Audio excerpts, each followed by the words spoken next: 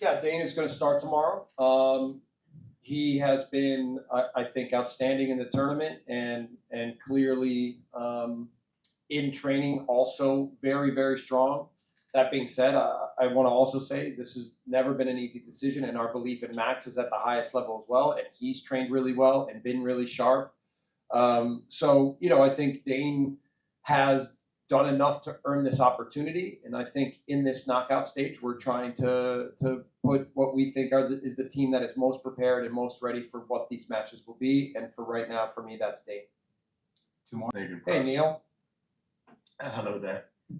Jesse, how would you rate the physicality of Guatemala compared to El Salvador? I think, look, El Salvador also rotated a little bit against us.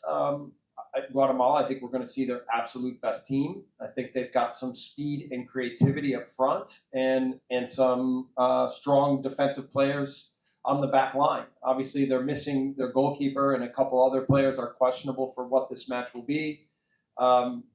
I think they're athletic, maybe a little bit more athletic than El Salvador, but I think more disciplined. I don't think we're going to see such a wild performance as what El Salvador delivered, but at the same time, I think it will be very spirited, and they will try to set the tone early that it's not going to be an easy day for us, and we can't be naive. We have to understand what the standard of the game will be like, physicality in duels, in foot races. We have to be up for the challenge, but also maintain our discipline and concentration for exactly what we want the game to be. So again, we're excited for the match. We're expecting a very difficult match. We're expecting a spirited team and a motivated team, and we're going to be ready to be at our best. We'll finish with John on there.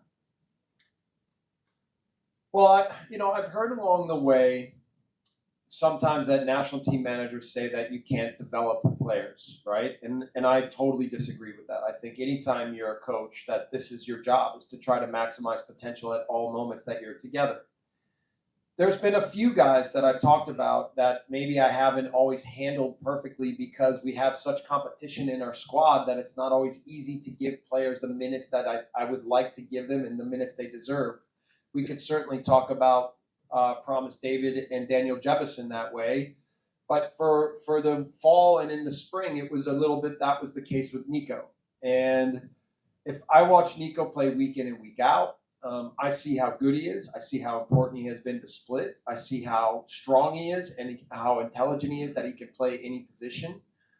Look, I thought he played his first match in the middle of the midfield for the Canadian national team last match, and he was almost flawless in his performance.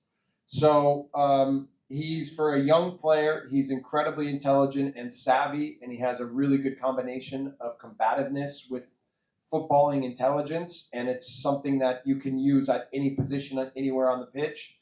But I really like him. I obviously like him when he plays right back, but I think his true best position is middle of the midfield, and I think he showed that last game.